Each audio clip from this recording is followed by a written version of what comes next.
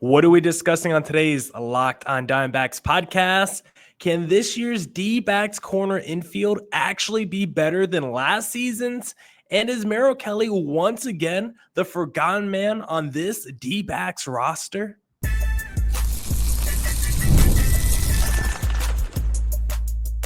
You are Locked on Diamondbacks, your daily Arizona Diamondbacks podcast, part of the Locked on Podcast Network, your team every day.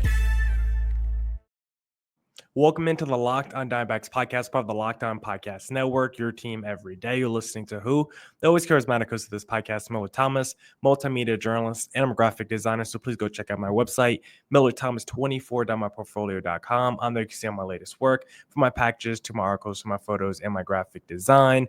Today's episode is brought to you by FanDuel. Right now, new customers can get $200 in bonus bets when your first $5 bet wins. Today's Locked on Diamondbacks podcast, we're going to be discussing the corner infield and can it be better this season than last year? Merrill Kelly once again being the forgotten, underrated man on this D-backs roster, and the fringe players who are trying to make the D-backs roster this spring training that I'm good on. So we'll discuss all that on today's Locked on Diamondbacks podcast. Thank you for making Locked on Diamondbacks your first listen every day. I'll not be able to do this podcast without you, my loyal listeners, sharing, subscribing, reviewing, doing all that so I could do this podcast for you. Thank you. It's free. It's available on all platforms, so please continue to tell your friends. One of those platforms is YouTube. Please hit subscribe to Locked on Diamondbacks on YouTube. Now let's get into the Locked on Diamondbacks podcast. So now let's do a little segment on the corner infield for the D-backs because I have a question to throw to you guys because I love asking my audience questions.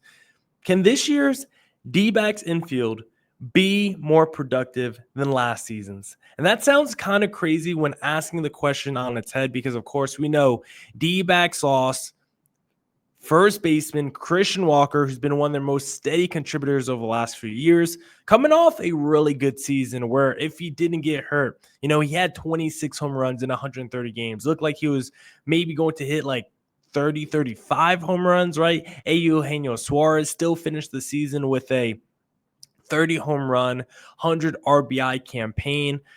Both of them collectively, I think Eugenio had a 115 WRC plus. I think Christian Walker had a 119 WRC plus. So combined, that's a 234. So collectively, they had a really good season. D-backs corner outfielders had a really good season last year. You had power from Christian Walker and Eugenio. Of course, Christian Walker plays the best defense at first base in the league. Suarez ain't no slouch either. And so last season, super productive infield from the D-backs.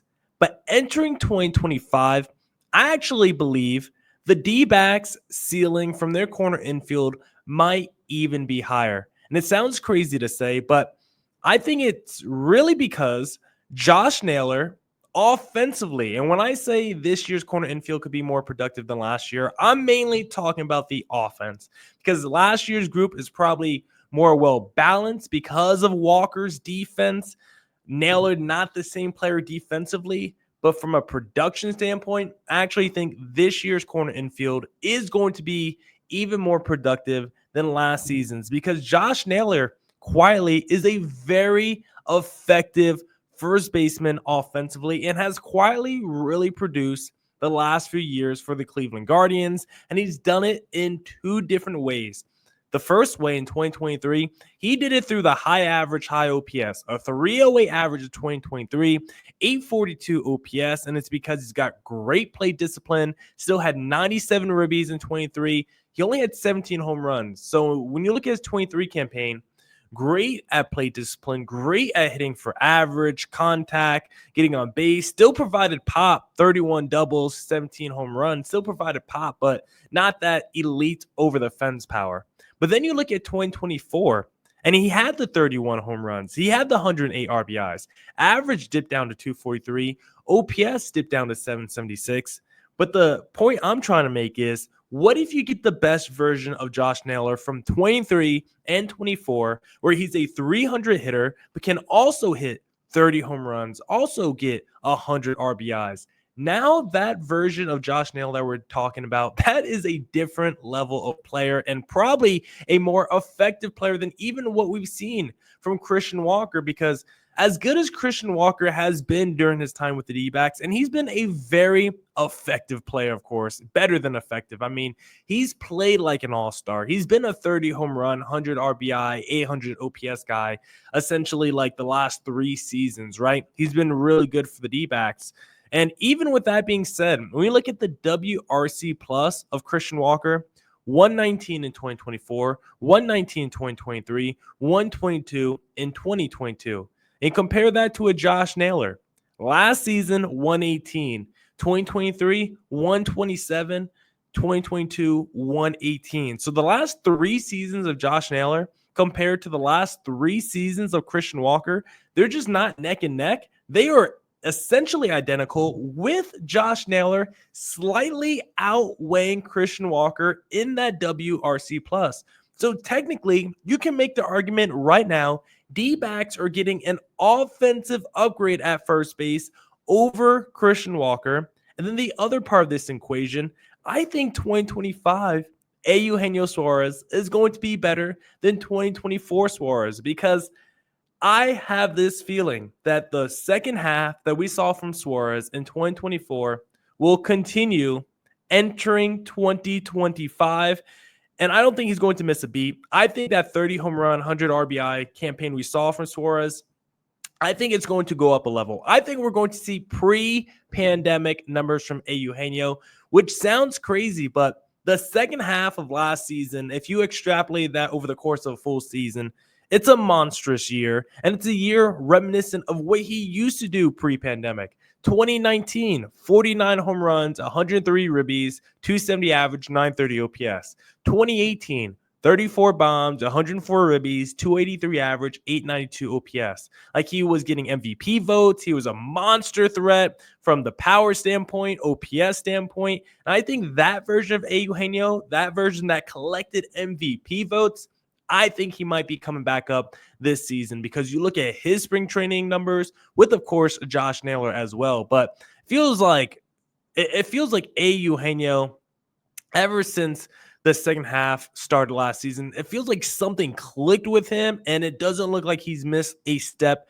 at all this spring training, because entering Thursday's games, he was batting .355 with a 1124 OPS and 13 RBIs, the most on the team. Josh Naylor, he was leading the team in hits with a .483 average and 1136 OPS. So the corner infield for the D-backs so far this spring training has already been crushing it on a major level. And I actually believe Josh Naylor, with what we've seen him do the last few seasons, with the second half that we saw last year from Eugenio, I think I think the 2025 corner infielder for the Arizona Diamondbacks, that position group is actually going to be better and more productive from an offensive standpoint than the 2024 corner infield group for the Arizona Diamondbacks. Now we'll discuss how Merrill Kelly is once again the underrated man on this D-backs roster in segment number 2. But hey, if you're looking to place a little wagers down on a March Madness game, then the best place to do that is going to be FanDuel, because March Madness is here and FanDuel is giving you the chance to get in on the action like never before. Right now, new customers can get $200 in bonus bets when your first $5 bet wins. That's $200 to use on everything from buzzer beaters to Cinderella stories and even who's cutting down the nets. My favorite thing to do on FanDuel is the same game parlay. When I see the Phoenix Suns are playing, I'll take KD over on points. I'll take Booker over on points, and then give me the opponent's money line. I'm sorry, Suns fans, but that's what you got to do if you want to win some money. If you want to win some money, up to $200 of bonus bets, just put down $5, and if your bet wins, you get all that money in your pocket. So visit FanDuel.com and get in on the college hoops action all tournament long. All right, back here on the Locked On Diamondbacks podcast, and now I want to discuss one of my favorite players on this D-backs team, the forgotten about ace, Merrill Kelly, because Merrill once again enters this season as like an under the radar player on this roster and a major X factor in swing piece. When I think of X factors on this D-backs team, Merrill Kelly isn't one of the first players I think of because you probably think of deeper cuts on the roster, guys who are like more Dre Jameson types, or maybe like, I don't know, a Pavin Smith or something like that. But the real X factor for this D-backs team might be Merrill Kelly because he is quietly one of the best pitchers in baseball. I don't have to explain that to D-backs fans, but I still think the casual sports fan does not know how good Merrill Kelly is. And I've gone to arguments with even like Locked On hosts about the merits of Merrill Kelly. I remember going back and forth with Bryce Patrick, who I love and respect, but he was saying Nathan Eovaldi absolutely clears Merrill Kelly. And I was like, I think Kelly's better than Eovaldi. I would be fine if you're putting Eovaldi over Kelly, but they're in the same tier, if not Kelly's better. And he just made it seem like they were not even in the same stratosphere. And I just feel like that's kind of the consensus, or like the thought a lot of people have around Merrill Kelly, where he's like, he's good, but he's not great. And Merrill Kelly is an ace. Like, I don't like to use that word a lot. I don't like to be hyperbolic with it. I don't want to just toss the labels around. Merrill Kelly is an ace for what he's done in the regular season the last couple of years. And most importantly, what he did for the D-backs in the playoffs, because I think we forget it's one thing to do something in the regular season where, yes, games might matter if you're a good team toward the second half of the year, down the stretch, but everything is magnified in the playoffs. It's the reason I can't just go out there as great as his career was and as good of a regular season player he was. I can't say Mike Trout's the GOAT because I don't know how he performs on the biggest stage, on a pressurized environment. I just don't know. He can still go out there and be elite, but I don't know. That's like guys like Clayton Kershaw. There's a reason no one says he's the greatest pitcher ever, despite maybe having the greatest regular season resume of any pitcher we've seen the last 40 years. No one's calling Kershaw the GOAT because we know when the moment gets biggest, the lights get brightest, Kershaw has struggled throughout his career.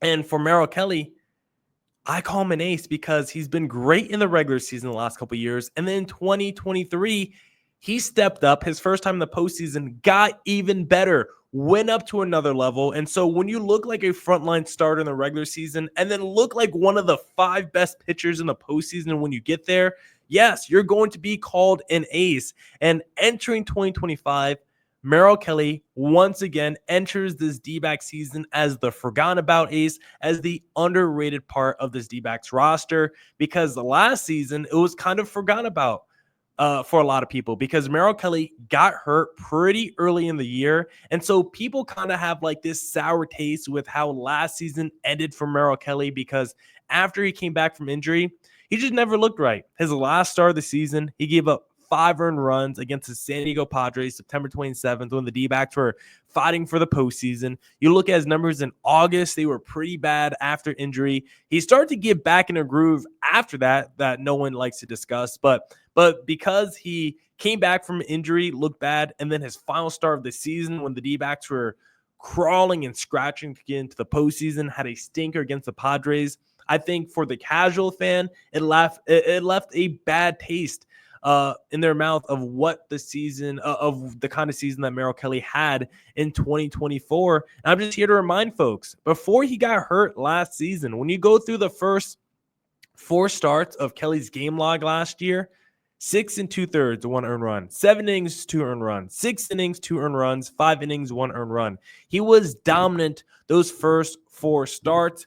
And for Kelly, entering this season with Corbin Burnes, Zach Gallen in front of you, there's still talk about can Monty bounce back, right? Who's going to round out the 5-man rotation between Erod and Fott?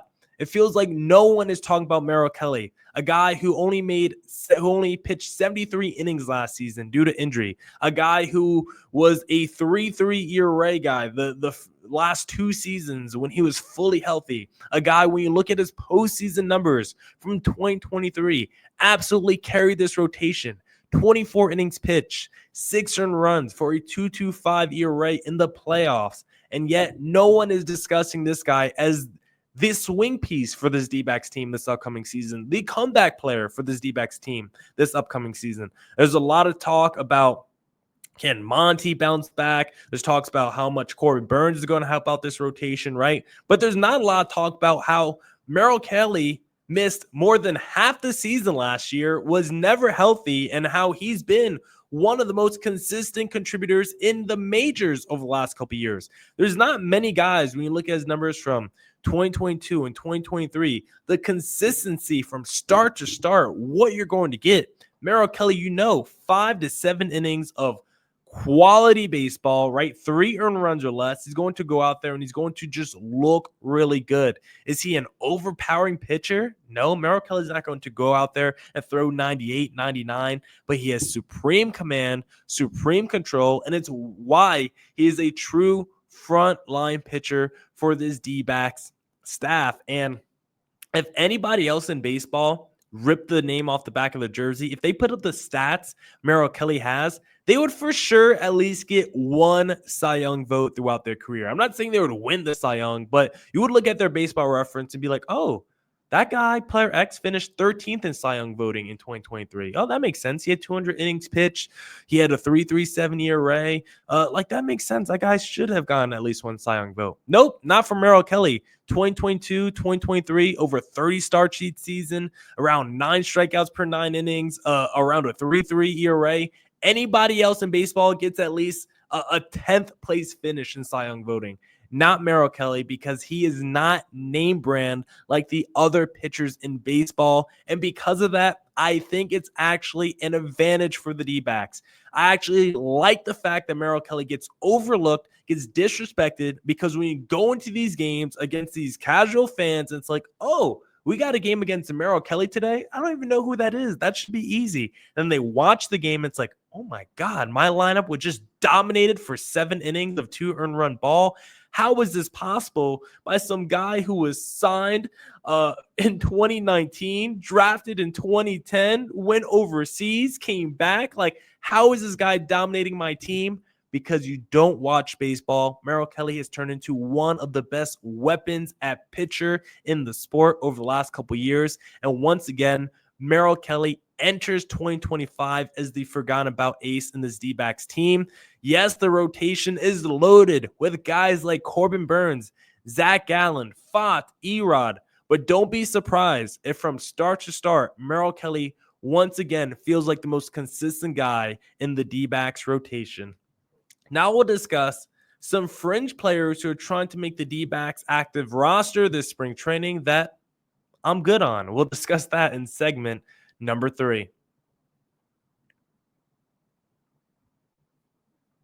But hey, if you are out here and you're trying to manage your money, then I suggest using Monarch Money, because ever check your bank account and wonder, where did all my money go? Between dining out, online shopping, and entertainment, it's easy to lose track. That's where Monarch Money comes in. Your personal CFO, giving you full visibility and control over your finances. Monarch Money isn't just a budgeting app, it's a complete financial command center. You can track all your accounts, investments, and spending in one place, so you stop just managing your money and start building wealth. When I started using Monarch, I realized just how much I was spending on food delivery. Now I budget smarter and save more. Take control of your finances with Monarch Money. Use code LOCKEDONMLB at monarchmoney.com for 50% off your first year. That's monarchmoney.com, code LOCKEDONMLB for half off your first year. That's monarchmoney.com. All right, back here on the Locked on Diamondbacks podcast, and now let's discuss some guys who are trying to make the D-backs active roster, who I'm like, it's okay, guys. I think we are going to do something else with you, either in the minor leagues, waive you, whatever it is. Because the first guy I want to discuss, and these are guys you would know too. These aren't like the deep cut minor leaguers. Because the first guy I want to discuss, sadly, is Kyle Nelson, someone who was a revelation for the D-backs in 2022. Like, I do not want to overlook Kyle Nelson, what he's done with the D-backs. 2022 was an all right year for Arizona, 74 wins. It was like the first year where we were coming out that 2021 100+ loss season. Finally saw some life from our squad. Finally, it was like, hey, we got a little bit of hope. We're finally building something here. And Kyle Nelson that season arguably was the D-backs best reliever, lefty, of course. And he had a spectacular year, came back in 2023, more up and down. We did get to the World Series. I wouldn't say it was because of him, but he was a contributor. And then last season was looking good, had a couple bad outings, and then got hurt, had that thoracic outlet surgery, the same that kept Merrill Kelly out a few years ago. Now Kyle Nelson is back, fighting for a spot on the roster as like the number 3 lefty, and it's just not looking good for Kyle Nelson. He has not looked good at all this spring training. Makes me wonder if he's really healthy after the surgery he had last offseason, or last regular season. Like, for Kyle Nelson, he's a guy that I still want to keep around. Like, I'm hoping the D-backs waive him, no one picks him up, and he goes to AAA and he stays with the Reno Aces until there's an injury, or if there's someone struggling, then we could call Kyle Nelson up, because I do want to keep him around. I do want to keep him in the organization. He is someone that has had really strong moments with the D-backs and someone that's not very old yet. Like, he's 28, going to be 29. Never bad to keep a lefty around. Had a really good strikeout rate in 2023 as well. Like, Kyle Nelson is still someone that I like a lot and someone that I want to see work on the D-backs level. Just not right now. Too many good relievers in this D-backs bullpen right now, especially lefties with Mantiply, and we got AJ Puck. Like, I just think Kyle Nelson needs to work up his arm strength a little bit more. He just doesn't look right. He still doesn't look healthy just yet, and so because of that, I would waive him and then hopefully send him to the minors if no one signs him. Next guy I want to discuss is Tommy Henry. I mean, I've been good on Tommy Henry for a while. And again, 7.1 innings pitched this spring training, 7.36 ERA, 6 earned runs. Like, it has not been good for Tommy Henry. And another lefty who wants to be a starter. And it's just like, I'm good on you, Tommy Henry. You came into this spring training. You've been working on some of your secondary and tertiary pitches, right? Some of your stuff to work off your fastball. And it's like, your stuff isn't special enough. Your fastball tops out at 90. Your stuff that you try to work off of it is not deceptive enough. You don't have enough movement. And then you can't overpower people either with the fastball. Then it's like you're trying to be a starter for the D-backs, a team that has Gallen, Kelly, and Corbin Burns, 3 legitimate aces. You got Fott, who looks like a future ace. You got Ryan Nelson, who was our best starter last season. Then you got 2 $20 million a year pitchers in Erod and Monty. And then after that, you still got guys like Dre Jameson, Christian Mena, even a Bryce Jarvis. Like, if I'm being kind, Tommy Henry's probably like the 12th starting pitcher in my power ranking of, if I needed someone to start for me tomorrow, Tommy Henry would be like the 12th man up on my power ranking in this D-backs organization, because they're just so many options you can go with. And Tommy Henry, unfortunately, just isn't special enough. Doesn't throw hard, doesn't have like a wicked curveball, doesn't have a nasty slider. Like, there's nothing special about his arsenal. It's not even like he has elite command or precision. Tommy Henry's a good guy. He has had interesting moments with the D-backs, like his season a couple years ago. We had like a 4-something ERA for the D-backs. Let me just pull it up so I could put some respect on Tommy Henry's name. Back in 2023, he was not that bad. A 4.15 ERA and 89 innings pitched, but we all knew his ceiling just wasn't very high, and that's the issue with Tommy Henry. He could be a high floor guy, but if we're talking about ceilings, there's just not one there. Next up, the next guy is a Blake Walston, and this is just someone who I thought would have been a little bit better. This is someone who, coming up through the minor leagues for the D-backs, I thought he was maybe going to throw a little bit harder, maybe have a little bit more be a little bit more dynamic, but he just hasn't really flashed in a big way. Like, he has flashed on the major league level as like a decent spot starter, long reliever type, and a guy that can be like a helpful contributor. But if you're asking me right now with all the other guys I have in camp, should Blake Walston be there? It's like, no, he's like a better version of Tommy Henry, because Walston is still a guy that doesn't throw super hard, fastball around 91.5 miles an hour last season. I thought he was going to be more in the mid 90s when I looked at those early scouting reports when he was coming up through the minor leagues. Sounded more like a guy that's at 93, 94 with potential for 95, 96. It feels like he's going the other way, more in that Tommy Henry mold. Yes, his stuff is a little bit better, I think, than Tommy Henry's. I think he has a little bit more crisp on his fastball. I think overall, he gets the ball to the plate better. I think there's a little bit more deception on his pitches, but he's still not that far in terms of tiers from the Tommy Henrys of the world. It's not like if I did my hypothetical power ranking again, it's not like he would be closer to the Zach Allens than the Tommy Henrys. Like, he's still closer to the Tommy Henrys than the top of my power ranking, unfortunately. And so because of that, if you're just like the middleman's version of Blake Walston or the rich man's version, or excuse me, if Blake Walston is just like the rich man's version of Tommy Henry, I just don't think that does much for me. And so because of that, I'm also out on him. And the final guy I want to discuss is a little Connor Kaiser.